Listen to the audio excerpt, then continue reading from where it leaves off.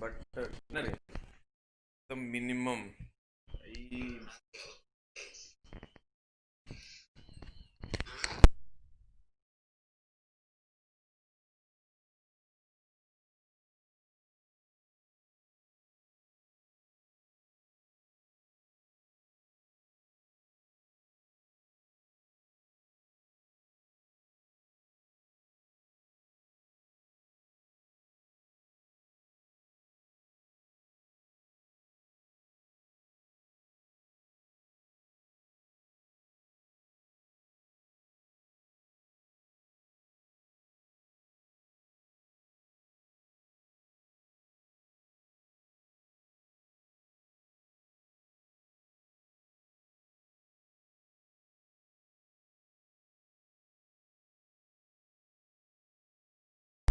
Hello hello hello hello, सबको मेरा प्रणाम है सर, नमस्कार है। आइए हम लोग लेंस पढ़ रहे थे sir. Where the lens. Hello, lens का सर क्या मामला था, गौर फरमाइएगा।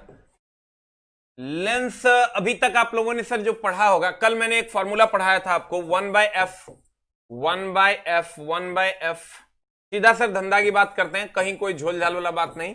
1/f is equal to mu minus 1 1/r1 minus 1/r2। 1/f is equal to mu minus 1 1/r1 minus 1/r2।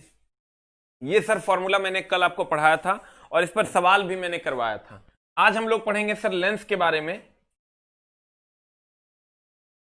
आज हम लोग लेंस के बारे में पढ़ेंगे कि उत्तल लेंस में कैसा प्रतिबिंब बनता है और अवतल लेंस में कैसा प्रतिबिंब बनता है। तो अगर आप उत्तल लेंस में प्रतिबिंब की बात करोगे तो उत्तल लेंस में सर 2 फोकस होता है और 2 सेंटर होता है, क्योंकि ये 2 कर्व से मिलकर बना हुआ है। तो एक मान लो ये पोल है, तो इधर के फोकस को F1 से डिनोट करते हैं और इधर के फोकस को F2 से डिनोट करते हैं, और इधर के सेंटर को 2F1 से डिनोट करते हैं और इधर के सेंटर को 2F2 से डिनोट करते हैं।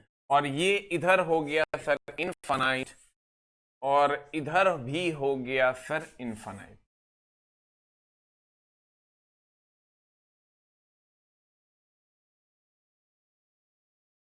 ये हो गया सर आपका इनफाइनाइट। अब ध्यान दीजिएगा सर, अगर कोई वस्तु अनंत पर होता है तो उसका प्रतिबिंब दूसरी, देखो तुम्हारा वस्तु रखने का क्या क्या पोजीशन है, ध्यान से देखना सर। 6 फिगर है, नहीं पढ़ना पड़ेगा, एक ही फिगर में काम चल जाएगा, ठीक है। अगर सबको गुड मॉर्निंग है सर, खाली गुड मॉर्निंग नहीं करना, एकदम बोर्ड पे जब कंसंट्रेट, मतलब हाईली कंसंट्रेट। मेरा गुड मॉर्निंग वही है सर कि आप पढ़ाई कर रहे हो, दैट्स। मेरे को गुड मॉर्निंग नहीं चाहिए वो कृत्रिम वाला। आप सर उठ के पढ़ाई कर रहे हो, ये मेरे लिए गुड मॉर्निंग है। आप एकदम आराम से सर पढ़ाई करो। अगर अनंत पर रहते हैं तो प्रतिबिंब कहां बनेगा, अनंत और 2F1 के बीच होगा तब कहां बनेगा, 2F1 पर होगा तब कहां बनेगा, 2F1 और F1 के बीच होगा तब कहां बनेगा, F1 पर होगा तब कहां बनेगा, F1 और P के बीच होगा तब कहां बनेगा।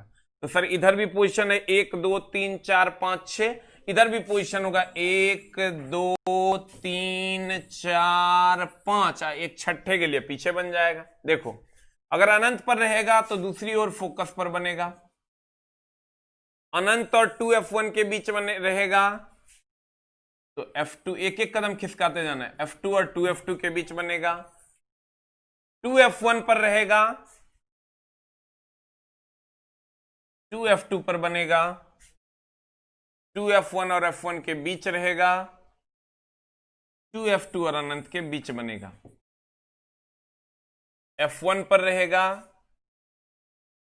अनंत पर बनेगा, F1 और P के बीच रहेगा। अब उधर जगह नहीं है तो अब इधर बनेगा। तुम कहेगा सर यहां से यहां तक ये छोटा बनेगा, इसी हिसाब से प्रैक्टिस करना है सर, जैसे उसको हम लोग कर रहे थे अवतल दर्पण को। ये बराबर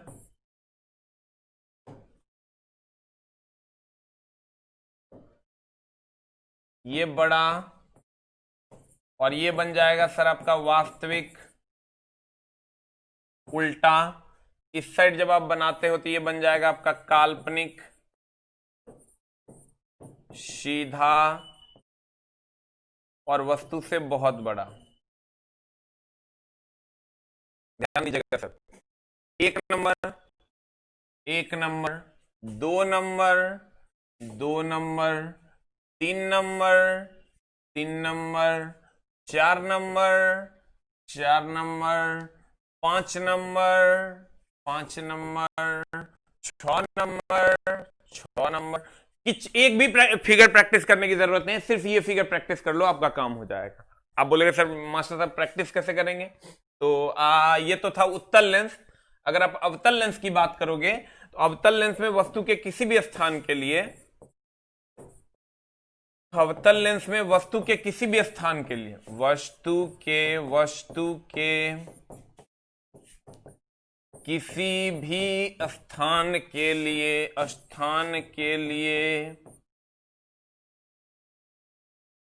काल्पनिक सीधा और वस्तु से छोटा प्रतिबिंब बनता है। काल्पनिक सीधा और वस्तु से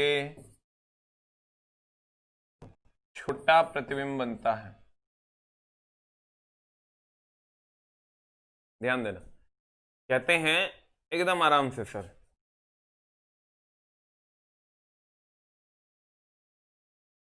अगर हम बात करें कि अनंत पर रहेगा तो फोकस पर बनेगा, अनंत और F2F1 के बीच रहेगा तब कहां बनेगा सर? तो इसको हम लोग सर प्रैक्टिस ऐसे करेंगे, ध्यान देना, इसको हम लोग प्रैक्टिस कैसे करेंगे, ऐसे खींच लेना जब भी तेरा दिल करे।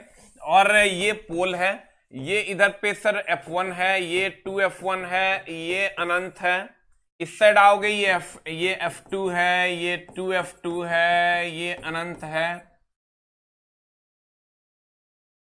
तो सर जब अनंत पर रहेंगे तो दूसरी ओर फोकस पर बनेगा। ये 1 number, 1 number, 2 number, 2 number, 3 number, 3 number, 4 number, 4 number, 5 number, 5 number, 6 number, 6 number, 6 number, यहां से यहां तक छोटा, ये हो जाएगा बराबर, ये हो जाएगा बड़ा, और ये हो जाएगा वास्तविक, वास्तविक उल्टा, और यहां आ जाएगा सर काल्पनिक, काल्पनिक सीधा और बहुत ही बड़ा। इसको ऐसे करके प्रैक्टिस करेंगे। आज जैसे हम जाएंगे अवतल लेंस में, अवतल लेंस में क्या कहेंगे, काल्पनिक सीधा तो रहबे करेगा, छोटा बन जाएगा। ये प्रैक्टिस अगर आप करते हैं सर तो आप देखो, अगर हमको करना होता है ना तो गुरुजी कैसे करेंगे, गुरुजी ऐसे करेंगे, गुरुजी कैसे करेंगे, गुरुजी तो एकदम ऐसे करेंगे जैसे हम आपको दिखा रहे हैं, और एक बार में सर 14 काम खत्म है। आप बोलिए कैसे मास्टरवा? हम आपको दिखाते हैं सर, कुछ नहीं करेंगे, हम कहेंगे अवतल दर्पण, अवतल दर्पण, अवतल दर्पण, अवतल दर्पण। अवतल दर्पण कुछ ऐसे खींचेंगे, ये हो जाएगा पोल, ये हो जाएगा फोकस, ये हो जाएगा सेंटर, ये हो जाएगा इन्फिनाइट। खट से कहेंगे 1 number, 1 number, 2 number, 2 number, 3 number, 3 number, 4 number, 4 number, 5 number, 5 number, 6 number, 6 number. आज जैसे अवतल दर्पण है तो उत्तल दर्पण में क्या होगा सर, वस्तु के किसी भी स्थान के लिए काल्पनिक सीधा और वस्तु से छोटा बनेगा। इधर आएंगे सर उत्तल दर्पण में, उत्तल लेंस में जो काम अवतल दर्पण में होता है वो काम उत्तल लेंस में होगा। ऐसे खींच लेंगे और कहेंगे ये पोल है और ये F2 है, ये 2F2 है और ये अनंत है। इसी को प्रैक्टिस करेंगे, ये F1 है, ये 2F1 है और ये अनंत है। 1 number, 1 number, 2 number, 2 number, 3 number, 3 number, 4 number, 4 number, 5 number, 5 number, 6 number, 6 number, छोटा बराबर बड़ा, वास्तविक उल्टा, काल्पनिक सीधा और वस्तु से बड़ा।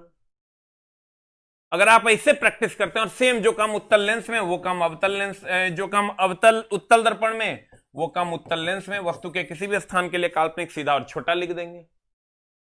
यहां पर लिख देंगे काल्पनिक सीधा छोटा, you will get the result. बोला ना चला बनता हो, बस इतने तो प्रैक्टिस करना है। कर लिया तो 14 कहानी खत्म है। 6 1 7 1 और 6 1 7 1 कर।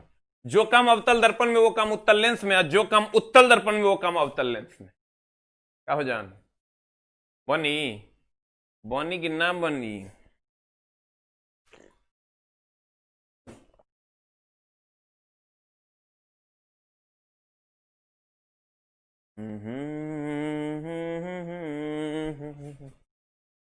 आपका काम हो जाएगा।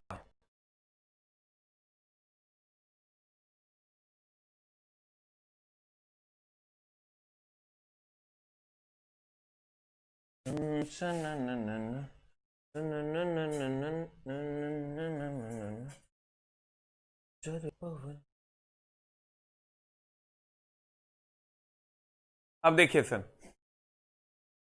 अगर हम यही उत्तल लेंस में प्रतिबिंब का स्थान और प्रकृति की बात करते हैं, तो आपके सामने है उत्तल लेंस में प्रतिबिंब का स्थान और प्रकृति। कहां पर वस्तु रहेगा, कहां प्रतिबिंब बनेगा, आपके सामने है, आपके बुक्स में है, ये सारा नंबरिंग के साथ है। आप इसका सेवा लें और इसको प्रैक्टिस करें, आपका काम हो जाएगा। अब अवतल लेंस में वस्तु के किसी भी स्थान के लिए काल्पनिक सीधा और छोटा प्रतिबिंब बनता है। लेंस फॉर्मूला हम सर आपको बोले थे, क्या होता है बताइए? 1/v - 1/u बराबर 1/f, याद है? दर्पण सूत्र होता है 1/v + 1/u बराबर 1/f। दर्पण 1/v + 1/u बराबर 1/f। यहाँ u क्या है सर? वस्तु की दूरी है। v क्या है? प्रतिबिंब दूरी है। f क्या है? फोकस दूरी है। अब इसका चिन्ह परिपाटी साइन कन्वेंशन समझ लेती है। क्यों? जर पवन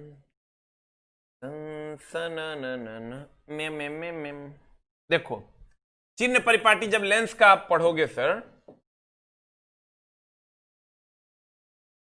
चिन्ह परिपाटी जब आप सर इसका पढ़ोगे तो आप गौर से देखो, वस्तु तो हमेशा इस तरफ रहेगी, तो यू हमेशा निगेटिव हो जाएगा, क्योंकि सर ये ओरिजिन है अगर, तो ओरिजिन से इधर होता है निगेटिव एक्स एक्सिस पर, इधर होता है पॉजिटिव, तो ये निगेटिव हो जाएगा।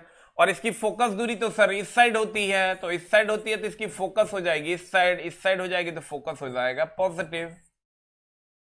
और वास्तविक प्रतिबिंब सारा इस साइड बनता है, सारा इस साइड बनता है, सारा इस साइड बनता है, तो वास्तविक प्रतिबिंब हो जाएगा v वास्तविक, वास्तविक हो जाएगा तो इस साइड होगा, दैट इज पॉजिटिव। और काल्पनिक होगा तो इसी साइड बन जाता था, 6 नंबर याद कीजिए। भी काल्पनिक पढ़ना पड़ेगा रे, इतना आसान नहीं है। तुम भोजपुरी गानों देखेगा, नौकरियों लेगा, दोनों में से कोई एक काम करेगा, भी निगेटिव हो जाएगा। दोनों में से कोई एक काम करना है। चला, जैसे भोजपुरी गानों देख सकता है तुम और नौकरियों लेगा, तो वही बात है, 81 नंबर आएगा, 82 पे सिलेक्शन होगा। चलेगा ना? ये तो तनी भारी लग रहा है, ये तो तनी भारी लग रहा है, मतलब जब बोरा में भारी चीजों को ही पढ़ना पड़ेगा। चला, दूसरा कोई उपाय नहीं है। नहीं पढ़ोगे मामला फंसेगा। गुरुजी एक बार फिर बताएंगे, वस्तु दूरी हमेशा निगेटिव होती है, चाहे वो दर्पण हो या लेंस हो, इसके बारे में सोचना नहीं है। जो वैल्यू दिया हुआ रहेगा उसके पीछे निगेटिव लगा दे, जब निगेटिव तो लगा देगा तो हर काम हो जाएगा। और यहां पर जब हम देखेंगे, ये फोकस है सर, ये फोकस है, ये फोकस है और ये फोकस दूरी है। इस साइड है तो एफ पॉजिटिव है, और इस साइड है तो वास्तविक बनता है, तो वास्तविक पॉजिटिव बनेगा। यहां आओगे काल्पनिक बनेगा, काल्पनिक निगेटिव बनेगा। और सर जी मैंने कहा था कि भैया मेरे, जब हम अवतल दर्पण में जाएंगे, अवतल दर्पण में जाएंगे तो अवतल दर्पण में ऐसी बनती है, ऐसी होती है, ऐसी इधर इधर फोकस होती है। और जब इधर फोकस होगी तो ये एफ इधर होगा, और एफ अगर इधर होगा तो निगेटिव होगा, एफ अगर इधर होगा तो क्या होगा? निगेटिव होगा। ठीक है। और प्रतिबिंब जब भी बनेगा काल्पनिक बनेगा, काल्पनिक बनेगा तो वस्तु दूरी तो हमेशा यू निगेटिव होगा। और प्रतिबिंब जब भी बनेगा काल्पनिक बनेगा, काल्पनिक बनेगा मतलब दर्पण के इसी साइड बनेगा, जिस साइड वस्तु होता है उसी साइड बनता है काल्पनिक। तो भैया बता दे की हो जाएगा, भी इसमें निगेटिव हो जाएगा, वास्तविक तो इसमें बनता नहीं है। अब देखो फिर से समझो, u वस्तु दूरी है, v प्रतिबिंब दूरी है, f फोकस दूरी है। ठीक है। अब एकदम आराम से ध्यान से समझने की कोशिश करना है।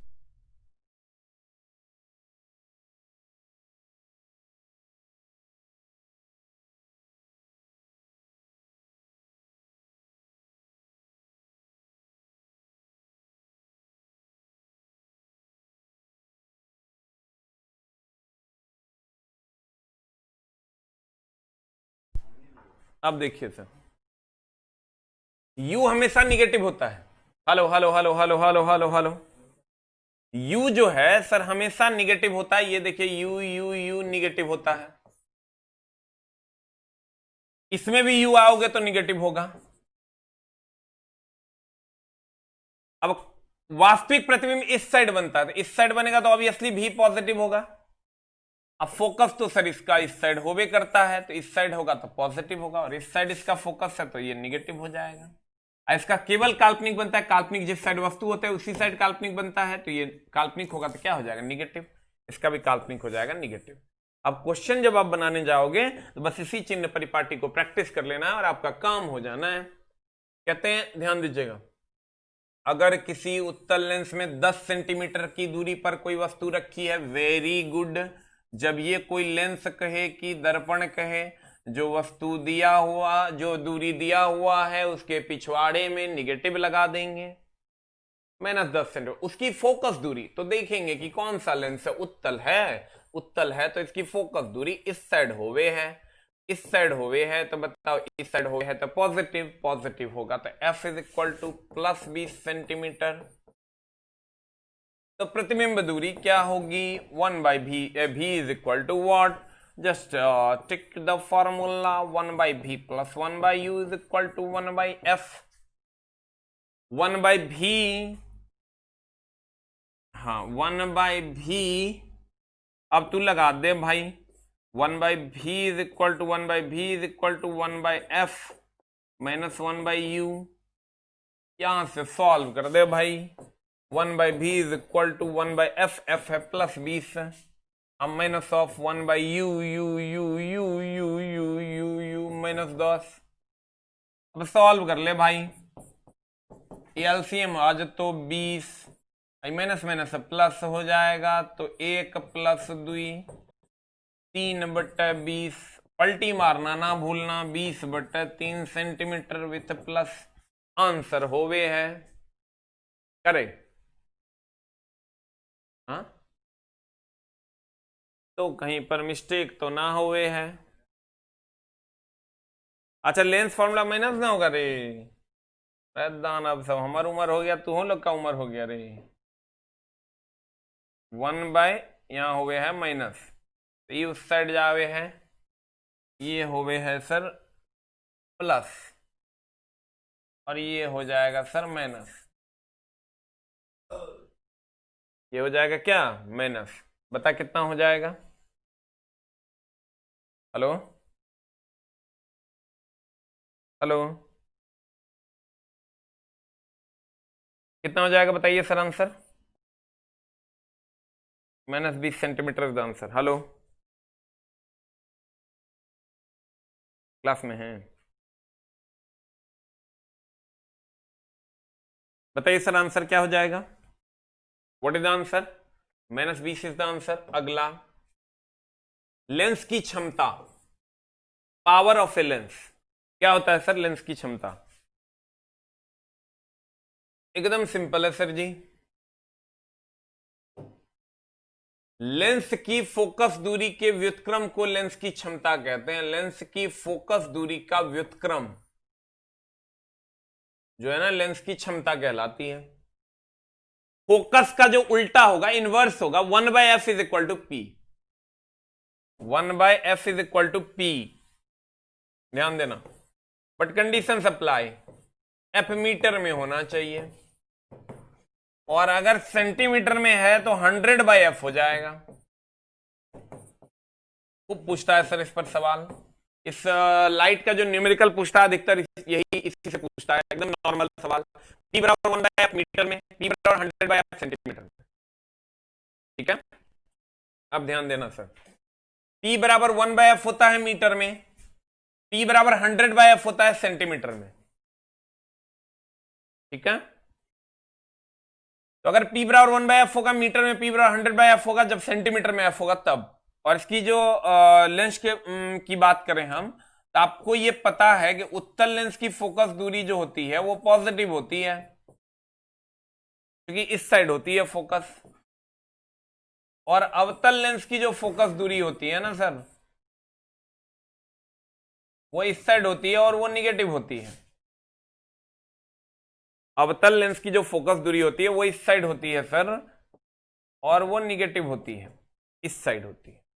तो सर अगर पावर फोकस प्लस होगा तो पावर भी प्लस होगा, फोकस माइनस होगा तो पावर भी माइनस होगा। तो ये फोकस प्लस है तो पावर भी प्लस होगा, और ये फोकस माइनस है, पावर भी माइनस होगा।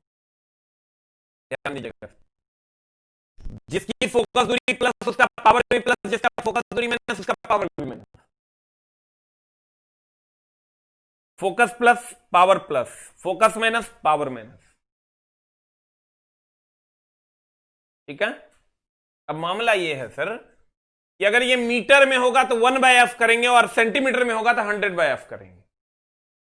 आप कहेगा मास्टर बुझे नहीं, अलग अलग फॉर्मूला है सर, धीरे धीरे बुझा जाएगा। इसका जो सर एसआई मात्रक है वो होता है डायोप्टर,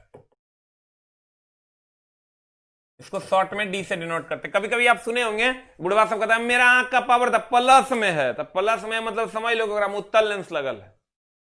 कहता है मेरे आंख का पावर तो माइनस में है, समझ लो अब उत्तल लेंस लगल है। अब तुम ये देख के कह देगा कि कौन लेंस लगल है तो कहां का नहीं दिखता है। लेंस की सहायता से ये आप पता कर लोगे कि कौन सा लेंस लगा हुआ है तो कहां का नहीं दिखेगा। अब ध्यान देना सर, कहते हैं फोकस दूरी के व्युत्क्रम को लेंस की क्षमता कहते हैं, अर्थात लेंस की क्षमता बराबर 1/फोकस दूरी। मीटर की स्थिति में P is equal to 1/f, और सेंटीमीटर की स्थिति में P is equal to 100/f। अब कहोगे सर मास्टर साहब ये फॉर्मूला लगेगा कैसे, हम दिखा देते हैं लगा के। यदि किसी लेंस की फोकस दूरी 10 सेंटीमीटर तो उसकी क्षमता क्या होगी, तो जैसे देख लेंगे फोकस दूरी 10 सेंटीमीटर है, जब फोकस दूरी 10 सेंटीमीटर है तो फॉर्मूला क्या लगेगा सर, 100/f लगेगा। और जब 100/f लगेगा तो बता कैसे लगाएं formula, P is equal to power निकालने के लिए 100/f लगाना पड़ेगा, और ये हो जाएगा sir 100/10 is equal to 10 dioptre, is equal to कितना dioptre, 10 dioptre is the answer. कितना dioptre sir, 10 dioptre is the answer. खत्म है कहानी। अगर सेंटीमीटर में है तो 100/f वाला फॉर्मूला लगा दो, अगर फोकस दूरी सेंटीमीटर में है तो, अगर फोकस दूरी मीटर में है तो 1/f लगा दो। क्लियर। द नेक्स्ट कहते हैं लेंस की क्षमता। लेंस की क्षमता का एसआई मात्रक डायोप्टर है, ऑलरेडी हमने आपको बताया है। उत्तल लेंस की फोकस दूरी और धनात्मक होती है, इसलिए इसकी क्षमता भी धनात्मक होती है। अभी तुरंत हमने बताया था सर, उत्तल लेंस की फोकस दूरी धनात्मक होती है, इसलिए इसकी क्षमता भी यहां पॉजिटिव एफ है, इस साइड होता है तो एफ इसका पॉजिटिव होता है, इसलिए सर पी भी पॉजिटिव होगा, पॉजिटिव होगा। और इसमें आओगे अवतल लेंस की फोकस दूरी ऋणात्मक होती है, इसलिए इसकी क्षमता भी ऋणात्मक होती है।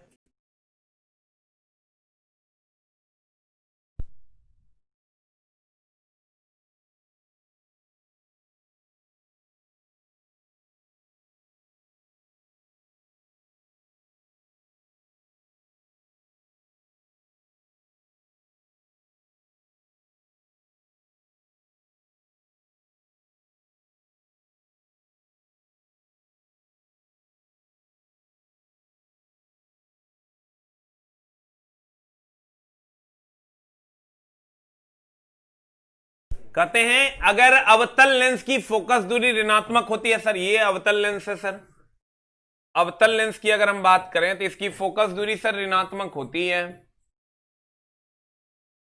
इसकी फोकस दूरी ऋणात्मक होती है क्योंकि इधर होती है, इसलिए इसकी क्षमता भी ऋणात्मक होती है। सर हमने कहा इसकी फोकस दूरी इधर होती है तो इसकी फोकस दूरी ऋणात्मक इसलिए क्षमता भी ऋणात्मक, और इसकी फोकस दूरी धनात्मक इसलिए क्षमता भी धनात्मक। ठीक है। अब देखो सीबीआई के नाना, देखिए अब मामला क्या है सर जी, मामला तो समझ नहीं रहे हो। अगर मैं कहूं, मुझे ध्यान देना, अगर कोई दो लेंस है जी, अगर मान लो जी कोई दो लेंस है जी और दोनों के बीच की दूरी d है जी, इसका फोकस F1 है और इसका पावर P1 है, इसका फोकस F2 है और इसका पावर जी P2 है। तो दोनों का मिला के जो समतुल्य पावर होगा, सर इसकी भी कुछ पावर है ना, कहते हैं मेरे लेंस में बड़ी पावर है, वो कहेगा मेरे लेंस में बड़ी पावर है। तो भाई दोनों का मिला के कुछ पावर होगा, तो ये दोनों को मिला दो तो P समतुल्य जो होगा वो हो जाएगा P1 plus P2 minus DP1 P2 जी। आप बोलोगे जी ये D क्या है? ये D दोनों लेंस के बीच की दूरी है, और ये P1 क्या है? पहले लेंस की पावर, और P2 क्या है? दूसरे लेंस की पावर। ये P1 plus P2 minus DP1 P2, ठीक है। अब ध्यान देना जी, अगर दोनों लेंस सट जाए, अगर ये दोनों लेंस आपस में सट जाए तो D बराबर 0 हो जाएगा, और जब D बराबर 0 हो जाएगा जी, जब D बराबर 0 हो जाएगा तो P समतुल्य, इसे फिर से समझा देंगे हम सब, लेकिन कोशिश तो करो समझने की। P1 प्लस P2 हो जाएगा जब दोनों लेंस सटे हों, जब दोनों लेंस सटे हों, जब दोनों लेंस सटे हों तो D इज इक्वल टू 0 हो जाएगा। अब D 0 हो जाएगा तो P बराबर P1 प्लस P2 हो जाएगा, और हम ये जानती है कि P समतुल्य बराबर 1/f समतुल्य करेंगे, P बराबर 1/f कर देंगे। अब P1 is equal to 1/f1 अब प्लस 1/f2। तुम चाहो तो जी इसका एलसीएम भी ले सकते हो, 1/f समतुल्य पढ़ना पड़ेगा जी, दूसरा कोई उपाय ना है तो तेरे पास F1 F2 कॉमन ले लिए, तो ये हो जाएगा F2 प्लस F1। इसको सर पलटी मार दो, हम फिर समझा देंगे, वो अलग बात है, लेकिन सर पढ़ाई के टाइम कोई मस्खरी नहीं। F1 F2 बटा F1 प्लस F2,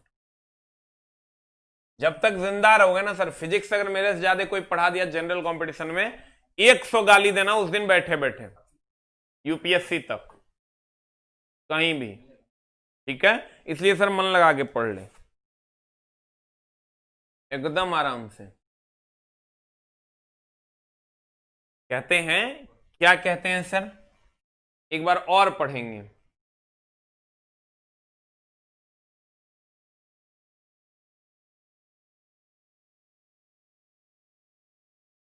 फिर से पढ़ते हैं सर।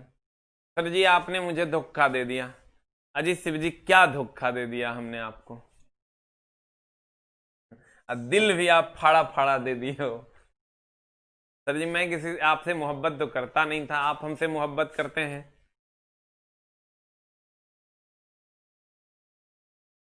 अरे कब, जिनको भी सर अगर बफरिंग वगैरह का प्रॉब्लम हो तो कृपया सर वो बैक जाके फिर से फ्रंट पे आएंगे। देखिए सर, मैंने कहा अगर दो लेंस जिनका फोकस दूरी F1 और F2 है और पावर P1 और P2 है, तो इनकी जो समतुल्य पावर होती है P समतुल्य is equal to P1 plus P2 into D minus DP1 P2। और जब दोनों लेंस सटे हुए हो तो P समतुल्य बराबर P1 प्लस P2 होगा। 1/f समतुल्य अगर इसी को दोनों लेंस सटा हुआ होगा, D बराबर 0 हो जाएगा, पूरा टर्म 0 हो जाएगा, तो P1 प्लस P2 बच जाएगा। अब 1/f समतुल्य is equal to 1/f1 plus 1/f2 हो जाएगा, क्योंकि P1 प्लस P2, P1 को 1/f1 और P2 को 1/f2 लिख देंगे। यहां से एलसीएम ले लेंगे सर, तो F1 F2 एलसीएम आ जाएगा, ये ऊपर एलसीएम लोगे तो F2 प्लस F1 आ जाएगा। 1/f समतुल्य बराबर, तो F समतुल्य निकालोगे तो F1 F2 बटा F1 प्लस F2 आ जाएगा, ठीक है। अब गौर फरमाना जी,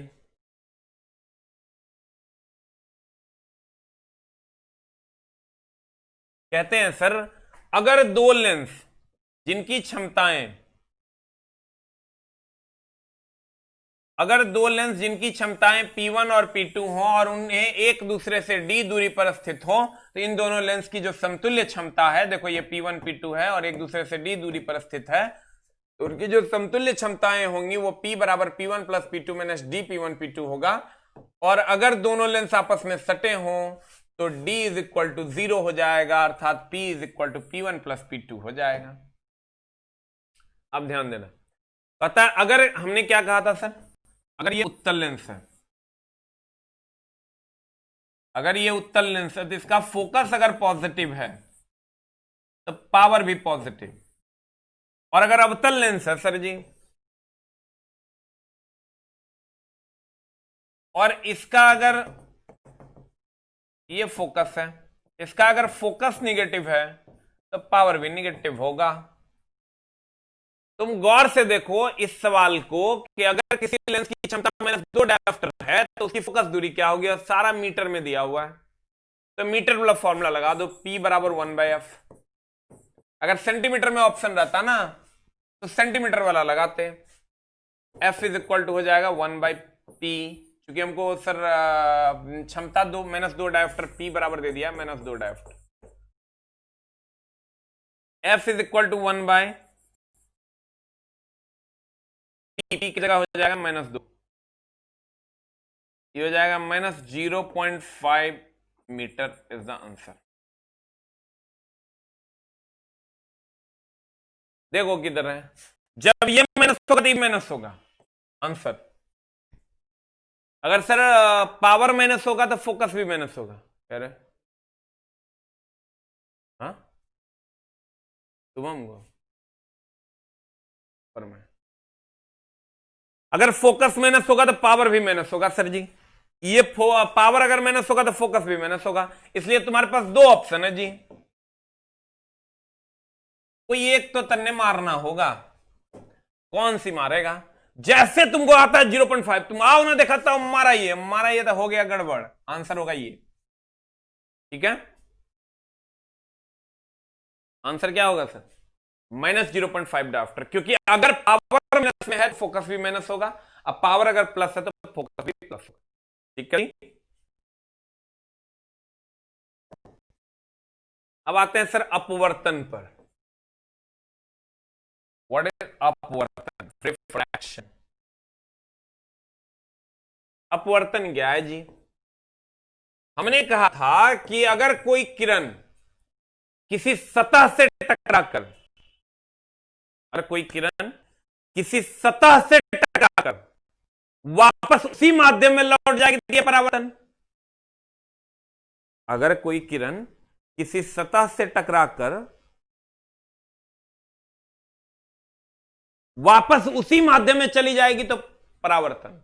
जैसे अगर ध्वनि तरंग किसी सतह से टकराकर वापस उसी माध्यम में लौट जाती है, परावर्तन।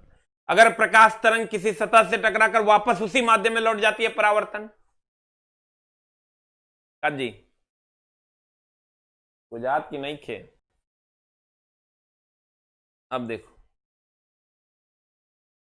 अगर कोई किरण किसी सतह से टकराकर वापस उसी माध्यम में लौट जाती है तो क्या कहलाएगा सर? परावर्तन। और अगर एक माध्यम से दूसरे माध्यम में प्रवेश कर जाएगी तो इसे अपवर्तन कहते हैं। अगर फिर से समझना, किसी सतह से टकराकर वापस उसी माध्यम में लौट गई तो परावर्तन।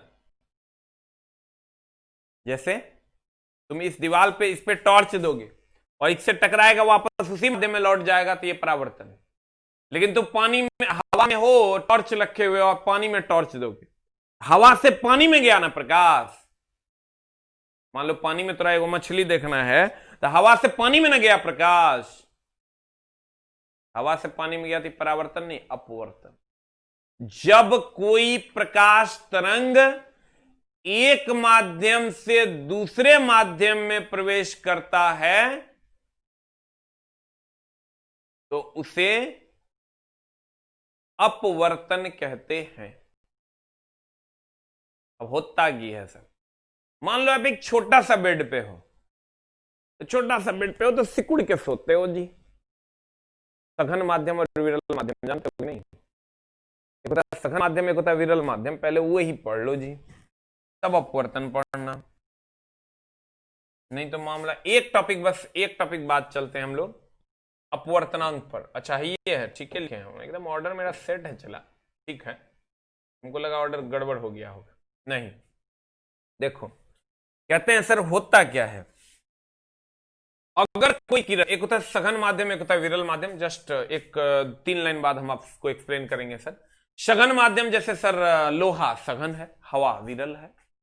डेंसर और रेयरर, लोहा सघन है, लोहा क्या है सर, सघन है। हवा क्या है सर, विरल है।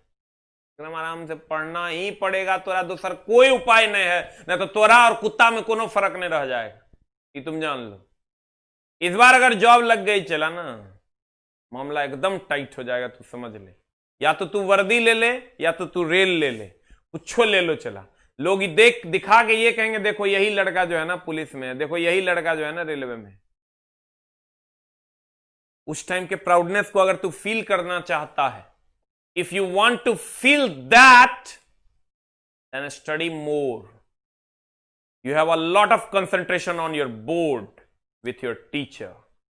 इसलिए सर आप कोशिश कीजिए कि 100% कंसंट्रेट करें बोर्ड पर, नहीं तो मामला एकदम टाइट होगा।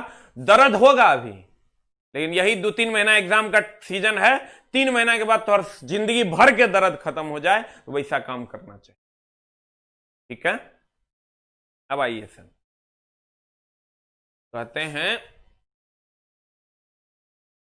कि अगर मान लो ये पानी है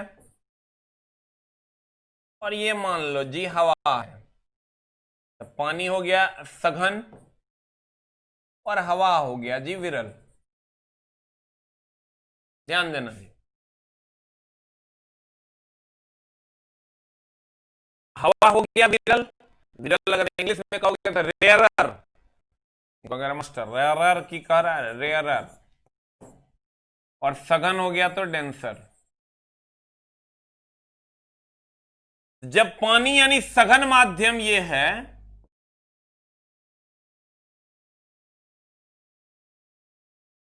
इससे हम विरल माध्यम में जाते हैं। तो विरल माध्यम, जब ये सघन माध्यम है, इससे हम विरल माध्यम में जाते हैं। विरल माध्यम में जाएगा मतलब सर यहां सघनता कम है, और जहां सघनता कम होगा, लोग कम हो गए, वहां देहात लोग तुम फैलाएगा, ओ हो। और अगर जहां लोग ज्यादा होंगे, सघन होगा, तो वहां देहात सिकुड़ाएगा। वही बात यहां भी होता है, क्योंकि ये विरल है। विरल है मतलब यहां लोग कम है, सघन का मतलब चला एकदम लोग जो है ना उछले रहेगा। विरल का मतलब ऐसा, तो यहां जाओगे ये विरल है, ये सघन है, तो यहां जब जाओगे तुम अपने आप को फैलाओगे। यहां जाओगे तो अपने आप को क्या करोगे, फैलाओगे, क्योंकि जगह है ज्यादा। तो जब सघन माध्यम से विरल माध्यम में जाती, सीधी नहीं जाती, ये अभिलंब, इसको कहते हैं अभिलंब। ये सीधी नहीं जाती, अपने आप को फैलाती है, तो इधर आएगा सिकुड़ जाएगा, इधर आएगा चला ऐसे है, इधर आएगा सिकुड़ जाएगा, इधर जाएगा तो फैल जाएगा, और ये फैला देता है। और यही बात अगर उल्टा होगा, जैसे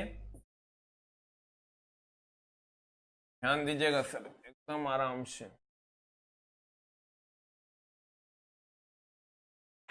अगर ये विरल माध्यम है यानी हवा है, हवा से पानी में जाएगा, तो पानी तो सर यानी सघन माध्यम, हवा यानी विरल माध्यम। जब हवा से पानी में जाएगा तो पानी सघन माध्यम में सिकुड़ेगा, ऐसे था, ऐसे जा रहा था, ऐसे होगा, इस तरह ऐसे नहीं जाके ऐसे होगा, और ये तो अभिलंब है, ये है ना, समझे? मैं समझा दूंगी जान हमर एकदम आराम से। देखो कहते हैं जब सघन यानी पानी सघन माध्यम से विरल माध्यम में जाएगा तो ऑब्वियसली फैलेगा, क्योंकि इसको जगह मिल रहा है। और जब विरल माध्यम से सघन माध्यम में जाएगा तो सिकुड़ेगा, ये विरल से सघन में जाएगा, सिकुड़ेगा, विरल से सघन में जाएगा, सिकुड़ेगा, और सिकुड़ेगा तो अभिलंब की ओर आएगा। ठीक है, अब देखिए सर, कहते हैं जब प्रकाश एक माध्यम से दूसरे माध्यम, उसी माध्यम में लौट जाएगा तो परावर्तन।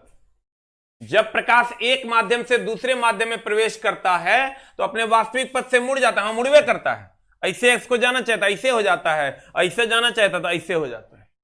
मुड़ जाता है, यह घटना अपवर्तन कहलाती है। यह घटना क्या कहलाती है? अपवर्तन कहलाती है। मान लो ये सघन माध्यम है, ये विरल माध्यम है। सघन माध्यम मतलब लोग सटे सटे हैं, लोग सटे सटे हैं, लोग सटे सटे हैं, और विरल माध्यम मतलब लोग हटे हटे। सघन से विरल में जाएगा तो विरल में जाएगा तो ऑब्वियसली ये क्या हो जाएगा सर? फैल जाएगा।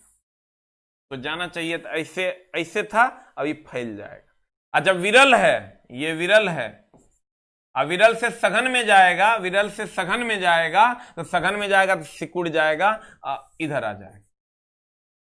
तो कहता है जब प्रकाश एक माध्यम से दूसरे माध्यम में प्रवेश करता है तो अपने वास्तविक पथ से मुड़ जाता है, यह घटना अपवर्तन कहलाती है। वास्तविक पथ इसका ऐसा था, ऐसे हो गया। वास्तविक पथ इसका ऐसा था, ऐसे हो गया। यह घटना क्या कहलाती है? अपवर्तन कहलाती है। अब देखो होता क्या है सर, जब सघन से विरल में जाता है तो अभिलंब से दूर जाता, क्योंकि ऐसे था, ऐसे जाना था, ऐसे फैलता है विरल में। अभिलंब ये है, अभिलंब ये है, अभिलंब से दूर जाता है, अभिलंब से दूर जाता है। और जब विरल से, ये विरल माध्यम इससे सघन में जाता है, सघन में जाएगा तो और सटेगा,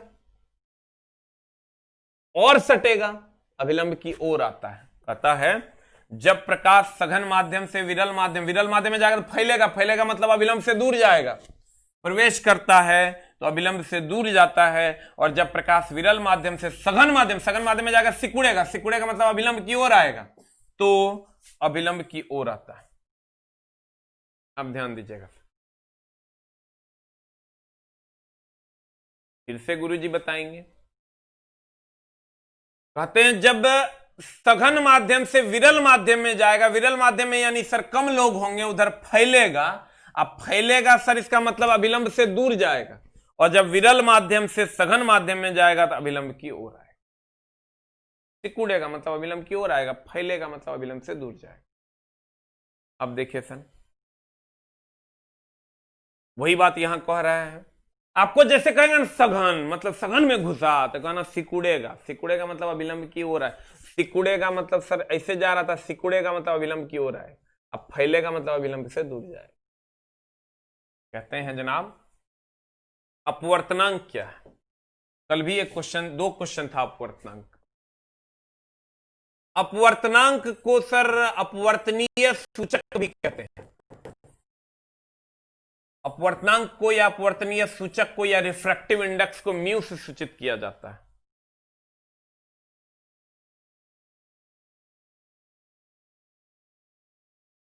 ठीक है, एकदम आराम से।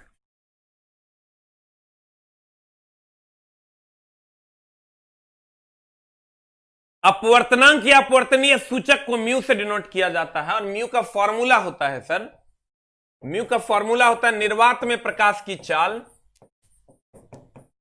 निर्वात में प्रकाश की चाल या तरंग दैर्ध्य, दोनों में से कुछ भी, बटा माध्यम में प्रकाश की चाल या तरंग दैर्ध्य, माध्यम में प्रकाश की चाल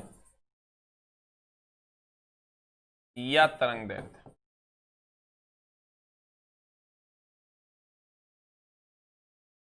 कहते हैं म्यू बराबर निर्वात में प्रकाश की चाल या तरंग दैर्ध्य बटा माध्यम में प्रकाश की चाल या तरंग दैर्ध्य। आहो राजा कोरिजा में समझ जा। म्यू इज इक्वल टू निर्वात में प्रकाश की चाल या तरंग दैर्ध्य बटा माध्यम में प्रकाश की चाल या तरंग दैर्ध्य। निर्वात में प्रकाश की चाल ऑलरेडी तुम जानती है क्या होता है, 3 गुना 10 पर पावर 8। अब बटा माध्यम में प्रकाश की चाल या तरंग दैर्ध्य,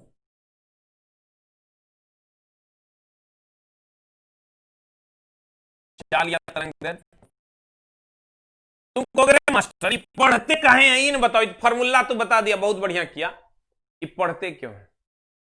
सर देखो पहले तो ये जान लो कि इसका कोई मात्रक और विमा नहीं होता, क्योंकि ये भी चाल है, ये भी चाल है, तो मीटर पर सेकंड कर दोगे कट जाएगा। चाल का होता है ना मीटर पर सेकंड, बताएं पीछे, ये भी मीटर पर सेकंड, दोनों कट जाएगा। तो चाल का कोई अपवर्तनीय सूचक या अपवर्तनांक का कोई मात्रक और विमा नहीं होता, यह हमेशा 1 से बड़ा होता है, ये भी पूछा है। अब मामला यह है सर, एकदम आराम से, अलग अलग माध्यम का अपवर्तनांक अलग अलग है। जैसे म्यू अगर बात करोगे माध्यम का अगर आप बात करोगे सर, माध्यम और म्यू की वैल्यू, सर जो निर्वात होता है, ध्यान दीजिएगा सर,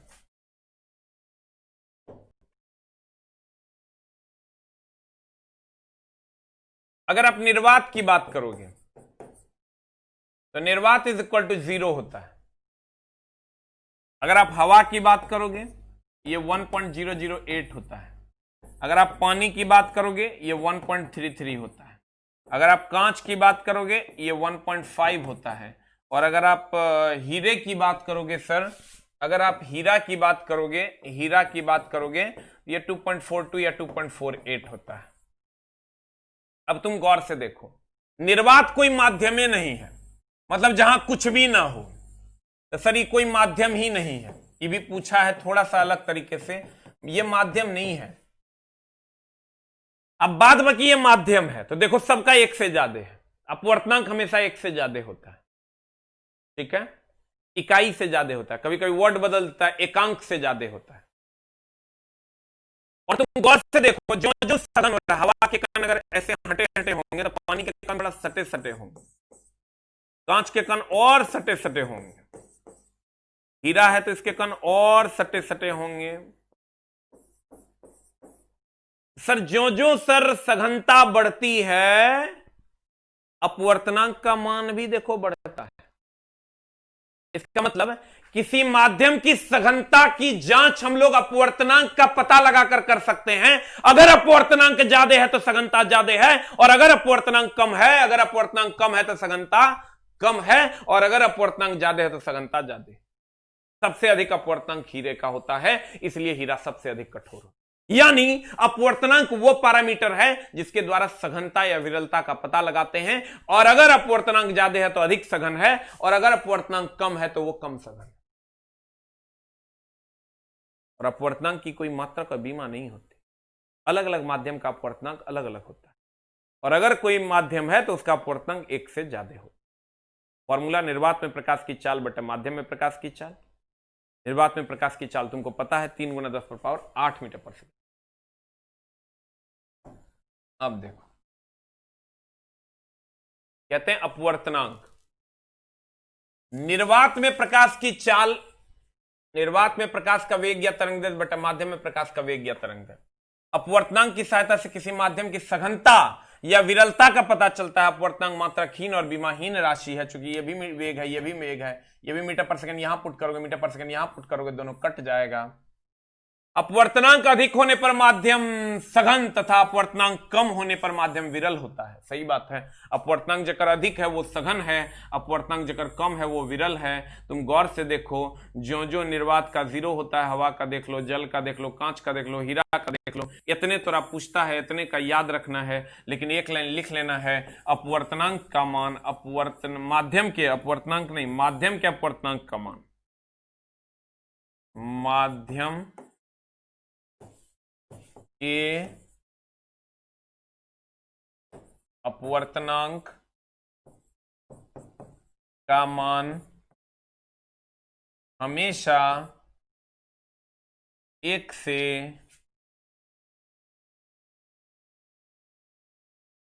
अधिक होता है।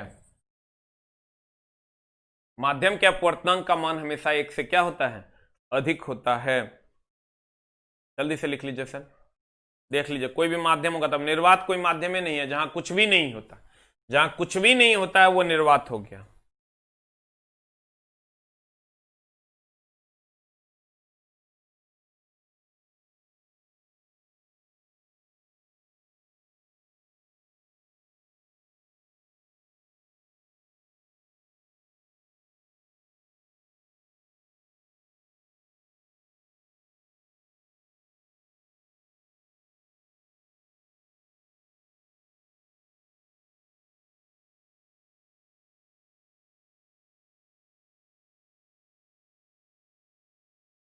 हो गया।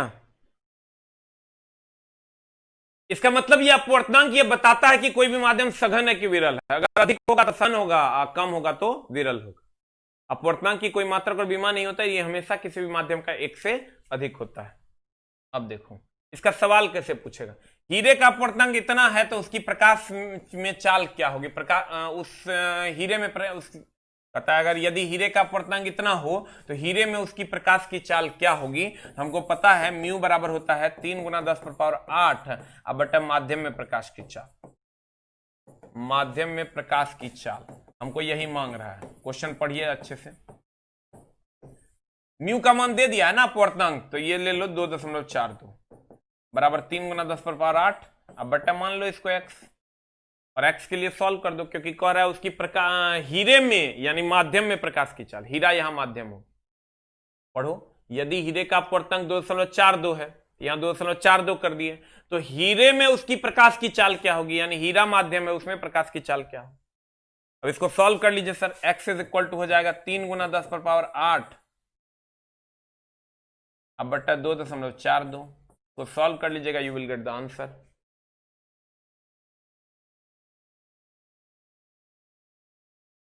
हो जाएगा, आपके ऑलरेडी बुकलेट में सॉल्व भी किया हुआ।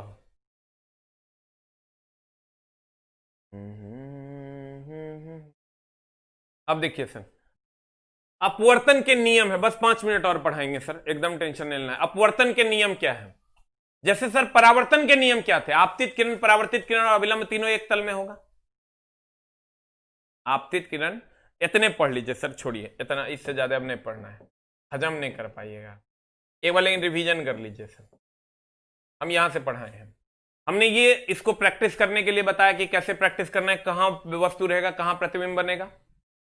उसके बाद सर हम आते हैं अवतल लेंस में। तो अवतल लेंस में 1/v - 1/u और 1/f यहां माइनस होता है, दर्पण में प्लस होता है। उसके बाद हमने चिन्ह परिपाटी u हमेशा निगेटिव होता है, इसका f इस साइड है इसलिए पॉजिटिव होता है, इसका f इस साइड है इसलिए निगेटिव होता है। वास्तविक प्रतिबिंब इस साइड बनता है इसलिए पॉजिटिव है, और काल्पनिक प्रतिबिंब इस साइड बनता है इसलिए निगेटिव है। काल्पनिक इसमें भी इसी साइड बनता है इसलिए निगेटिव है। ये आपको प्रैक्टिस करना होगा। इसके बाद इस पर हमने सवाल बताए। उसके बाद लेंस की क्षमता, लेंस की क्षमता फोकस दूरी का व्युत्क्रम होती है। लेंस की जो क्षमता होती है वो फोकस दूरी का व्युत्क्रम होती है। अगर मीटर की स्थिति में होगा तो 1/f होगा, सेंटीमीटर की स्थिति में होगा तो 100/f होगा। फॉर्मूला हमने लगाकर भी दिखा दिया, सेंटीमीटर है यानी फॉर्मूला लगेगा p बराबर 100/f, और यहां से 10 रखोगे, जो वैल्यू आएगा वो निकाल देंगे। लेंस की क्षमता को डायोप्टर में रखते हैं। अब उत्तल लेंस है, उत्तल लेंस की फोकस दूरी हमेशा पॉजिटिव होती है तो क्षमता भी पॉजिटिव होगी। अवतल लेंस की फोकस दूरी भी निगेटिव होती है तो क्षमता भी निगेटिव होगी। अब दो लेंस अगर एक दूसरे के कांटेक्ट से d दूरी पर हो तो पावर बराबर p is equal to p1 + p2 - d p1 p2, और अगर d का दोनों सट जाएगा, d का मान 0, p is equal to p1 + p2। ये माइनस में है इसलिए पावर भी माइनस में होगा। लेंस की क्षमता माइनस में है तो फोकस दूरी भी माइनस, लेंस की क्षमता प्लस तो फोकस दूरी भी प्लस। फॉर्मूला लगा देंगे, p बराबर 1/f काम हो जाएगा। अपवर्तन क्या है, एक माध्यम से दूसरे माध्यम में प्रकाश जाएगा तो वास्तविक पथ से मुड़ जाएगा, यही तो अपवर्तन है। अगर सघन से विरल में जाएगा तो फैलेगा, अभिलंब से दूर जाएगा। विरल से सघन में जाएगा, सघन में जाएगा, सघन में जाएगा सिकुड़ेगा, अभिलंब की ओर आएगा। उसके बाद अपवर्तनांक के बारे में हमने पढ़ा। अपवर्तनांक क्या है, निर्वात में प्रकाश की चाल या तरंगदैर्घ्य बटा माध्यम में प्रकाश की चाल, यानी 3 × 10⁸ मीटर/सेकंड बटा माध्यम में प्रकाश की चाल, या मात्रकहीन और विमाहीन राशि है। ये हमेशा एक से अधिक होता है, और जिसका जो माध्यम का अपवर्तनांक ज्यादा होगा वो ज्यादा सघन होगा, जो माध्यम का अपवर्तनांक कम होगा वो कम सघन यानी विरल होगा। विरल मतलब सर कण हटे हटे। उसके बाद हमने ये न्यूमेरिकल करवाया, और अब आपका पेशेंस काम नहीं कर रहा है तो अब यहीं तक आज रखेंगे। और जो लोग बिहार पुलिस वाले हैं 9:15 से आपका क्लास स्टार्ट हो जाएगा, अभी लाइव कटेगा, और फिर बायोलॉजी आपका 9:15 से लाइव हो जाएगा 10 मिनट। तब तक सर टॉयलेट वगैरह अगर आपको जाना है, पानी वानी पीना है तो पी लीजिए, 10 मिनट के बाद फिर से आपको लाइव मिल जाएगा। थैंक यू वेरी मच, नमस्कार। अपवर्तनांक जिसका ज्यादा होगा वो ज्यादा सघन होगा, अपवर्तनांक कम होगा कम सघन होगा। सबसे अधिक अपवर्तनांक हीरा का होता है, सबसे अधिक हीरा का होता है 2.48, इसीलिए वो सबसे ज्यादा कठोर होता है, क्योंकि सबसे ज्यादा सघन होता है। अपवर्तनांक का मात्रक का बीमा नहीं होता, ये हमेशा एक से ज्यादा होता है किसी भी माध्यम का। निर्वात का 0 होता है, निर्वात कोई माध्यम ही नहीं।